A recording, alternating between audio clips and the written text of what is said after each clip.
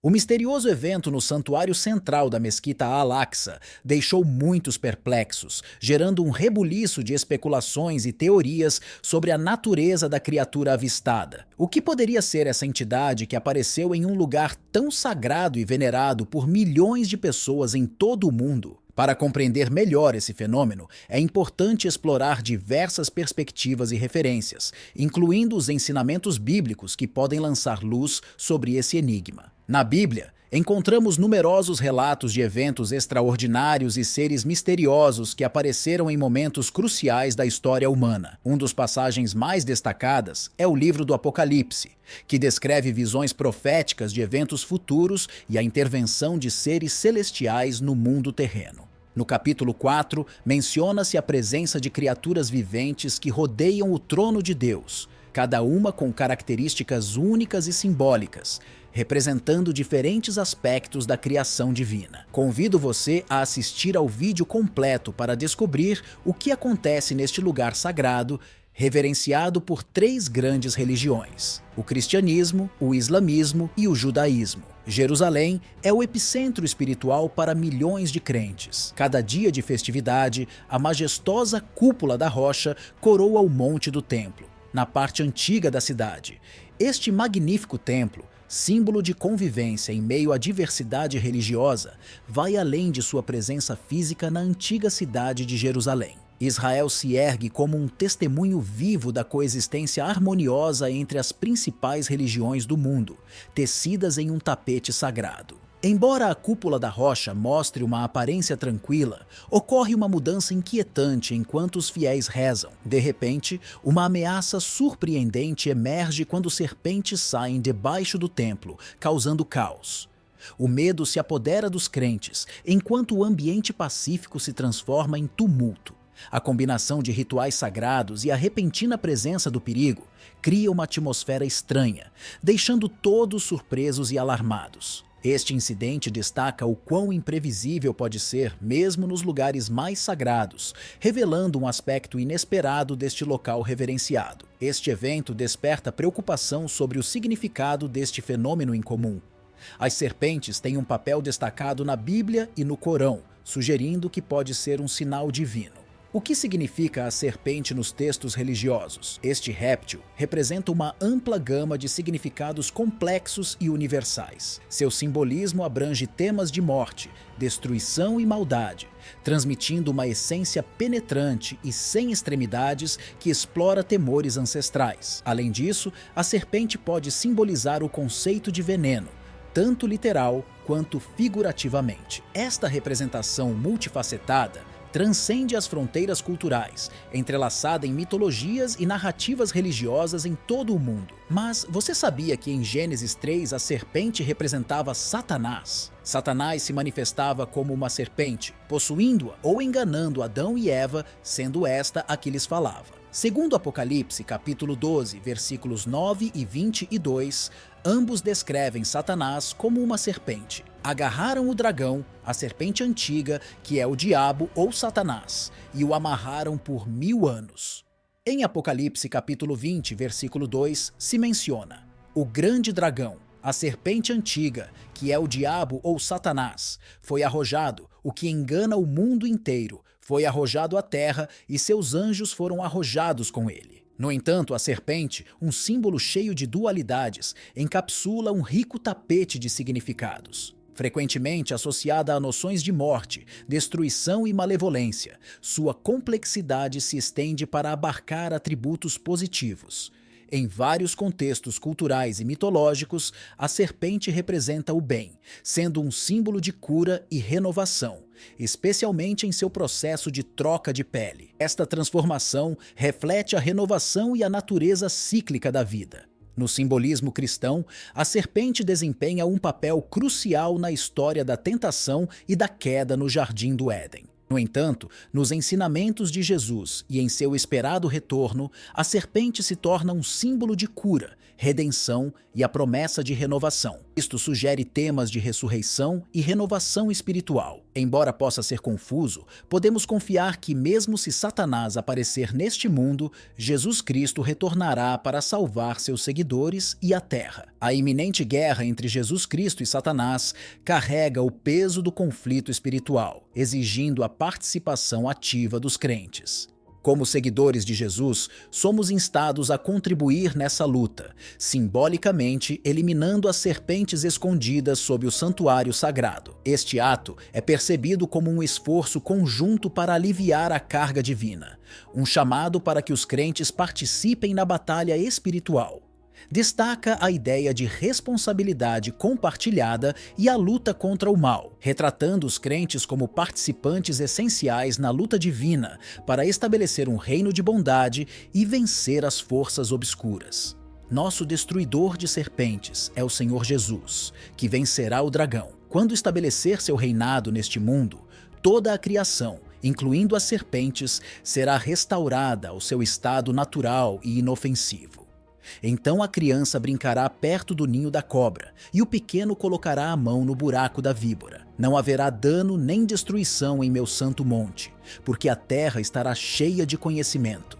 Em Isaías, capítulo 11, versículo 9. Jesus nos dá indícios na antiga Jerusalém e também na Caaba, um lugar sagrado para os muçulmanos. Durante a peregrinação do Hajj, surgiu uma serpente enorme em Meca, causando medo entre os peregrinos. Através deste evento, Jesus Cristo sugere que o cristianismo, o islamismo e o judaísmo devem se unir para enfrentar futuros desafios. No entanto, os muçulmanos ignoraram o sinal, pois não veem Jesus como Deus, mas como um profeta. Jesus nos adverte sobre a chegada do anticristo. O que aconteceria se eu dissesse que o anticristo já está aqui, especialmente na esfera governamental? O anticristo, oposto a Cristo segundo a tradição, governará antes do último julgamento. O termo anticristo apareceu nas cartas de João, e os manuscritos medievais descrevem seu governo. Durante séculos, foi atribuído a diferentes pessoas e grupos. As frases anticristo e precursor do anticristo foram desacreditadas.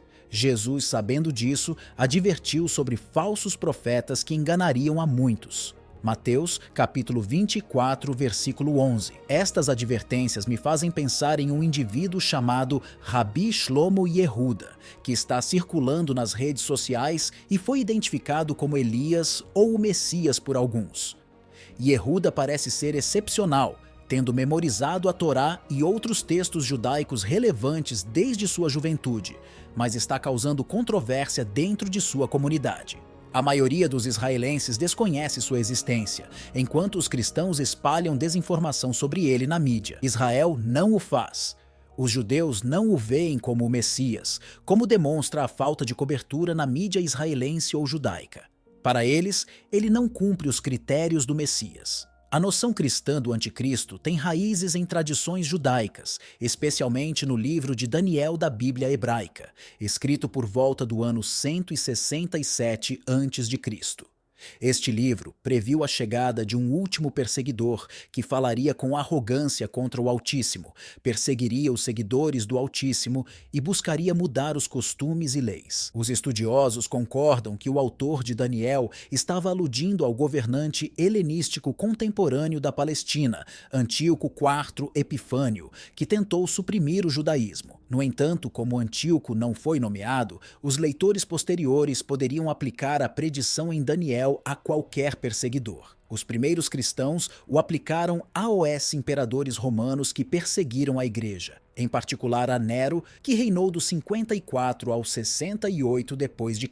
Os 4 livros do Novo Testamento que alimentaram a crença cristã no anticristo foram as 2 primeiras epístolas de João, a Revelação de João e a segunda carta de Paulo aos Tessalonicenses. As 3 primeiras foram escritas perto do final do 1º século depois de Cristo, enquanto a última foi escrita seja por São Paulo, o apóstolo pouco depois do ano 50 depois de Cristo, ou por um dos discípulos imediatos de Paulo, cerca de 20 ou 30 anos mais tarde. Nenhuma das 2 cartas aos Tessalonicenses, nem a Revelação, utiliza o termo anticristo. mas ambas obras se referem a um perseguidor vindouro, que evidentemente é a mesma pessoa. A primeira epístola de João introduz uma distinção importante entre o anticristo que virá e os muitos anticristos que já estão ativos no mundo. Esta distinção não apenas permitiu a OS crentes denegrir seus contemporâneos como anticristos, sem ter que rotular um indivíduo em particular como o anticristo,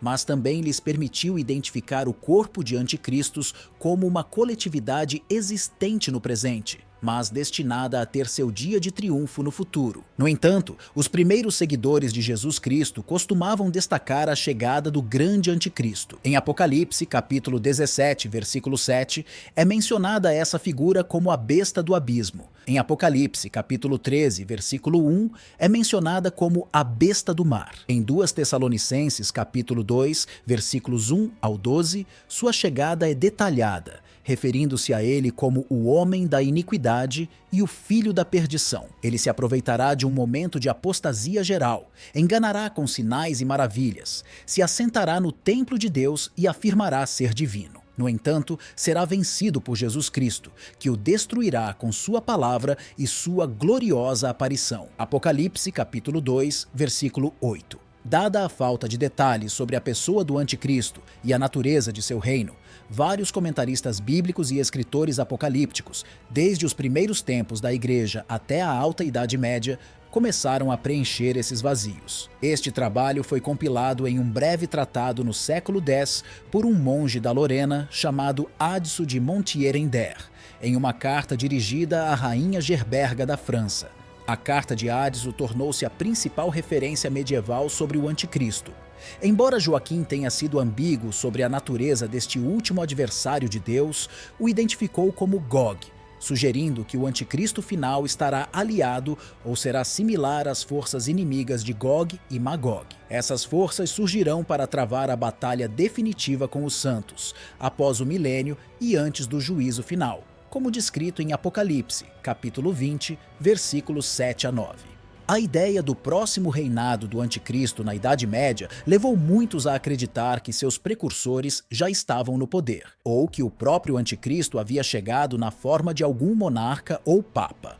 Doutrinas estavam particularmente associadas ao imperador Frederico II, no de 1220 a 1250, e ao Papa João XXII, que reinou de 1316 a 1334, um perseguidor de dissidentes religiosos. Em certas situações, a tendência de rotular um governante atual desaprovado como anticristo persistiu na Idade Média. Os velhos crentes, por exemplo, rotularam o monarca russo, o Grande, que reinou de 1689 a 1725 como o anticristo. Mesmo no século XX, vários observadores identificaram o ditador fascista italiano Benito Mussolini como o anticristo, devido à sua tentativa de reviver o Império Romano. No entanto, a partir do século XV, o foco no anticristo como um indivíduo terrível que vem ou já existe foi substituído pela percepção do anticristo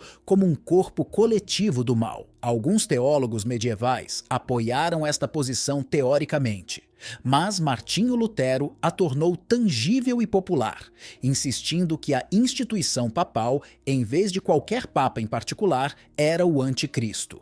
Os protestantes modernos, tradicionalmente, definiram o anticristo como tudo o que se opõe ou nega o senhorio de Cristo. Embora a ideia de um indivíduo como o anticristo tenha ganhado popularidade entre alguns cristãos evangélicos e conservadores no século XX, os católicos romanos foram menos propensos a identificar o anticristo como uma pessoa específica que aparecerá no futuro. O mito de que cartões de crédito e códigos de barras eletrônicos de repente marcam inocentes com o sinal do anticristo, o número 606 em Apocalipse 13, versículo 18, reflete a ideia do anticristo como uma entidade maligna. Até certo ponto, quando Jesus Cristo retornar, ele julgará o mundo. Estes são os sinais do julgamento para que as pessoas se preparem. O sinal do julgamento moderno, a mudança climática, investigado tanto cientificamente quanto através do estudo bíblico, apresenta uma visão complexa do impacto da humanidade no meio ambiente. A mudança climática é examinada cientificamente através do prisma da evidência empírica, enfatizando mudanças discerníveis nos padrões climáticos da Terra e o impacto das atividades humanas. Alguns cientistas argumentam que medidas de mitigação imediatas são necessárias para enfrentar este desafio global, proteger os ecossistemas e garantir um futuro sustentável. Simultaneamente, o estudo das Escrituras lança luz sobre o papel da humanidade como administradores da Terra. Muitos sistemas religiosos enfatizam o mandato divino de cuidar da terra. As escrituras bíblicas, como Gênesis, capítulo 2, versículo 15, destacam as responsabilidades da humanidade em cultivar e proteger o jardim do mundo. Integrar ensinamentos religiosos com questões ambientais advoga pela coexistência pacífica entre os seres humanos e o meio ambiente. A convergência da ciência e da religião sobre a mudança climática promove uma abordagem holística para a gestão ambiental, baseada em dados científicos e valores éticos. A conversa entre essas esferas enfatiza a necessidade de uma ação colaborativa para igualar os esforços humanos com o intrincado equilíbrio do mundo natural, a fim de preservar uma terra saudável e próspera para as gerações futuras. A guerra e os rumores de guerra, a profecia de uma grande luta entre os muçulmanos, liderados pelo aguardado líder Al-Mahdi, e uma coalizão de judeus e outros não muçulmanos, liderados pelo anticristo, são um tema central em várias crenças escatológicas islâmicas. Este mito antecipa importantes eventos cósmicos e está intimamente relacionado com visões apocalípticas sobre o fim do mundo. Esta guerra predita simboliza o último conflito entre a fé e a corrupção, com os seguidores muçulmanos unidos atrás de Al-Mahdi para enfrentar os seguidores do anticristo. A narrativa aborda temas de intervenção divina, justiça e a eventual vitória da verdade sobre o engano.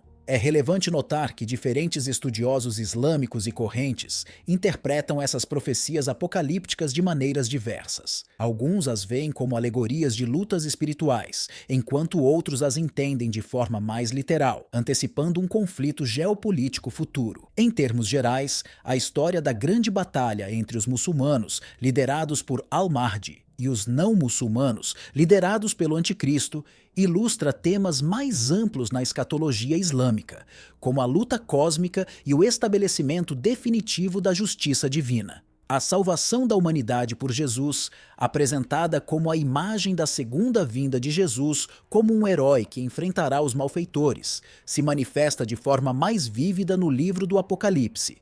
Segundo as Escrituras de João, Jesus é representado como um vencedor em uma narrativa detalhada e simbólica. O Apocalipse, capítulo 19, versículos 11 e 16, ilustra Jesus montado em um cavalo branco, símbolo de triunfo e pureza, com uma espada afiada que sai de sua boca como uma chama ardente. Essa representação evoca a imagem de um guerreiro preparado para a batalha cósmica contra o mal durante sua segunda vinda. O castigo dos malfeitores está ligado à noção de justiça divina. Os ensinamentos e parábolas do Novo Testamento destacam como os justos serão separados dos malfeitores no final dos tempos. Por exemplo, em Mateus, capítulo 13, versículos 24 e 30, é contada a parábola do trigo e do joio, que ilustra um futuro onde os justos são levados ao reino e os malfeitores são condenados e destruídos. A ideia de que a justiça divina exige abordar o problema do pecado e do mal fornece o fundamento teológico para a afirmação de Jesus de que ele pode salvar a humanidade eliminando os malfeitores. Desde essa perspectiva, a segunda vinda marca o cumprimento da missão redentora de Deus para a humanidade. Jesus é visto como um juiz justo que resolverá o conflito entre o bem e o mal, além de ser um salvador misericordioso. É importante reconhecer que diferentes denominações cristãs podem interpretar esses aspectos escatológicos de maneira distinta. Enquanto alguns optam por uma interpretação literal das narrativas apocalípticas, outros as compreendem de forma simbólica ou alegórica. As interpretações divergentes sobre a identidade dos malfeitores e a magnitude de seu castigo podem gerar perspectivas contrastantes dentro da comunidade cristã. Aqueles que seguem esta visão da segunda vinda de Jesus são encorajados e confortados pela ideia de que o bem prevalecerá sobre o mal. Esta história enfatiza a importância da conduta virtuosa, da fidelidade e da preparação para a chegada de Jesus, proporcionando aos crentes um sólido estímulo para manter sua fé e confiar na obra redentora que Jesus se diz ter completado em seu retorno. O retorno de Jesus está próximo. No entanto, ninguém conhece com certeza o momento exato de sua chegada. Marcos, capítulo 13, versículo 33, relata como pouco antes de ascender ao céu, os discípulos perguntaram a Jesus sobre isso. Naquele momento, Jesus lhes indicou que não era sua responsabilidade conhecer os tempos ou as estações que estavam sob o controle do Pai. Portanto, o retorno de Jesus poderia ocorrer amanhã, no próximo mês, no próximo ano ou até mesmo dentro de 100 anos. O que isso implica para todos nós? Devemos sempre estar preparados para o retorno de Jesus Cristo. Ele tenta distrair a humanidade dos sinais e da proximidade de sua vinda. Então devemos manter nossos olhos fixos nele. Jesus espera com paciência seu retorno para dar às pessoas a maior oportunidade possível de se arrependerem e segui-lo. Ele deseja que todos se voltem de seus pecados e o sigam de volta ao céu. Mas lembremos disso. Para o Senhor, um dia é como 1000 anos, e 1000 anos como um dia, como é mencionado em 2 de Pedro, capítulo 3, versículo 8. Apesar de parecer que ele demora em cumprir, Deus mostra paciência conosco e deseja que todos se arrependam em vez de serem condenados. Como nos preparamos para a segunda vinda de Jesus? A necessidade de orar a Jesus e fortalecer nossa fé em antecipação ao seu retorno é um tema fundamental na teologia cristã, especialmente nos ensinamentos sobre o fim dos tempos. Este enfoque espiritual e comprometimento refletem uma autêntica antecipação do próximo retorno de Jesus Cristo, reconhecendo que se preparar para este evento requer uma oração fervorosa e uma fé firme. Este conceito é baseado em diversos trechos bíblicos que sublinham a importância da oração e da preparação espiritual. O Novo Testamento oferece numerosos avisos aos crentes para que estejam alertas, vigilantes e preparados para a vinda do Senhor, especialmente nos ensinamentos dos apóstolos e de Jesus mesmo. Um exemplo disso está em Mateus capítulo 24, versículos 42 ao 44, onde Jesus insta seus seguidores a permanecerem atentos e preparados para sua chegada em um momento inesperado. A oração a Jesus estabelece uma conexão pessoal e direta com o divino, alinhando o crente com os ensinamentos e exemplos de Cristo durante seu ministério terreno. É uma manifestação de nossa dependência da graça de Deus e um meio para desenvolver um relacionamento íntimo com Jesus. A oração não é simplesmente um ritual, mas uma prática transformadora que aprofunda nossa consciência espiritual e fortalece nossa confiança em Deus. O crescimento na fé está intrinsecamente relacionado com a preparação para o retorno de Jesus. Nesse contexto, a fé vai além da mera aceitação de doutrinas. É uma confiança ativa nas promessas de Deus. Como é descrito em Hebreus capítulo 11, versículo 1. A fé é a certeza do que se espera e a convicção do que não se vê. Esta oração expressa o anseio de que o plano divino seja cumprido e a submissão da vontade humana a ele. A preparação para o retorno do Senhor através da oração e de uma fé fortalecida também implica em arrependimento e autoavaliação. Reconhecer as fraquezas e buscar a redenção é fundamental para estar espiritualmente preparado para o retorno de Jesus Cristo. Os pecados e a busca constante pelo crescimento espiritual são elementos fundamentais desse processo. O arrependimento, entendido como afastar-se do pecado e voltar-se para Deus, está alinhado com os ensinamentos de Jesus, como visto em Marcos, capítulo 1, versículo 15, onde ele proclama que chegou o tempo e o reino de Deus está próximo. Arrependam-se e creiam no Evangelho. Oro a Jesus Cristo, poderoso e compassivo. Me aproximo de ti, maravilhado por tua incomparável fortaleza e tua força ilimitada em meio aos desafios e às incertezas da vida. Busco tua presença divina para fortalecer minha fé e me conceder a resistência necessária para enfrentar o caminho à frente. Tu, Senhor, és o princípio e o fim, Teu poder transcende toda compreensão e me conforta saber que em meus momentos de fraqueza, tua força se aperfeiçoa. Peço uma injeção de fé que ultrapasse as limitações terrenas, uma fé que permaneça firme em meio às tempestades da vida. Jesus, tu és a fonte de uma fortaleza indestrutível e me agarro às tuas promessas. Concede-me coragem para enfrentar as provações com um coração firme, confiando em tua soberania sobre todas as circunstâncias.